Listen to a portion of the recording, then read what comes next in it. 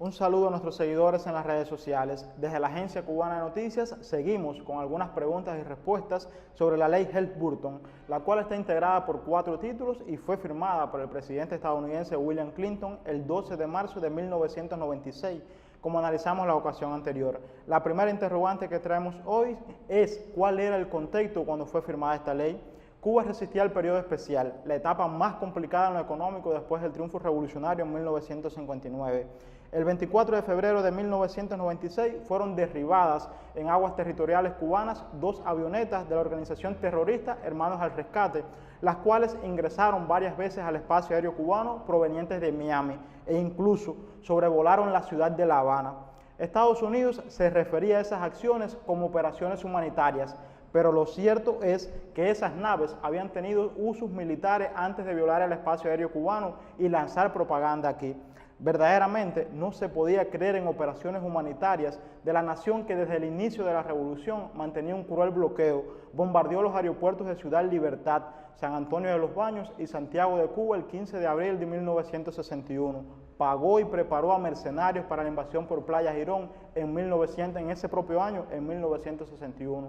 Coordinó actos terroristas y a lo largo de la historia ha llenado una extensa lista de hechos en contra de nuestro pueblo. Lo sucedido con aquellas avionetas fue el pretexto para múltiples acciones. Otra pregunta que traemos hoy, ¿cuáles fueron los antecedentes de la ley Helms-Burton? Por supuesto que no se reducen a la primera mitad de la década de los años 90 del siglo XX, ni siquiera a todos los hechos contra el país realizados y promovidos después de 1959. En este punto tenemos que remontarnos a mucho antes, desde la doctrina Monroe en el año 1823 y a otros disímiles hechos. Otra interrogante, ¿quiénes la rechazan? La ley Helms-Burton es repudiada por numerosas naciones, especialmente las que tienen relaciones económicas con Cuba, incluidas grandes potencias como China y Rusia, y hasta aliados de Estados Unidos, país donde varios empresarios también están en su contra.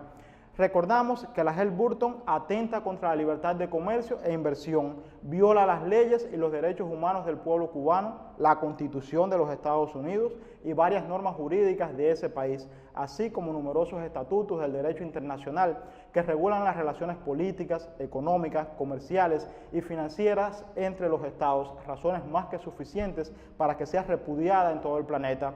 Otra pregunta, ¿por qué Donald Trump amenaza con aplicar su título 3 por primera vez en la historia?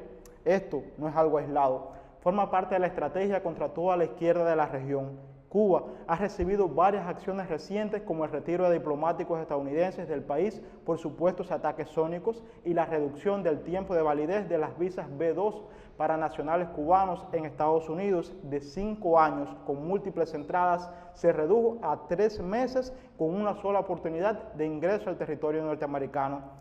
Trump podría estar pensando ya en las próximas elecciones estadounidenses e intenta agradar al sector anticubano que incluye a varios de sus asesores. Otra pregunta, ¿qué alternativas tiene Cuba para continuar con sus planes de desarrollo económico en un contexto tan complejo? Por supuesto que toda esta situación tiene un efecto económico, pero resulta imposible otro periodo especial aquí como quieren hacer creer algunos. El país tiene relaciones comerciales fuertes y proyectos de inversión a largo plazo con múltiples naciones. La nueva constitución, los pasos dados como parte del plan de la economía hasta el 2030, los lineamientos de la política económica y social del partido y la revolución, la infraestructura interna y otras acciones dentro del país crean un escenario muy distinto al de aquel momento. En 1990, por ejemplo, comenzaba a definirse el turismo como esfera económica prometedora que recibió ese año solamente unos 340.000 extranjeros. Hoy el desarrollo en esa área, en el turismo, es mucho mayor, con varios millones de visitantes cada año. La cifra de este 2019 podría estar rondando los 5 millones de visitantes.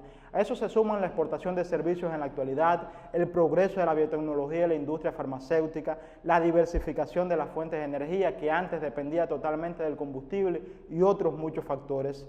A pesar de todo esto, de todo lo que sucede, nosotros siempre tenemos que tener presente que los avances dependerán siempre, en gran medida, en la mayor medida, de nosotros mismos y nuestra capacidad para producir, ahorrar y construir un futuro de progreso. Cuba se mantiene como referente de la política internacional con una diplomacia fuerte y prestigiosa, elementos esenciales para encontrar alternativas en el plano mundial sin jamás olvidar las esencias.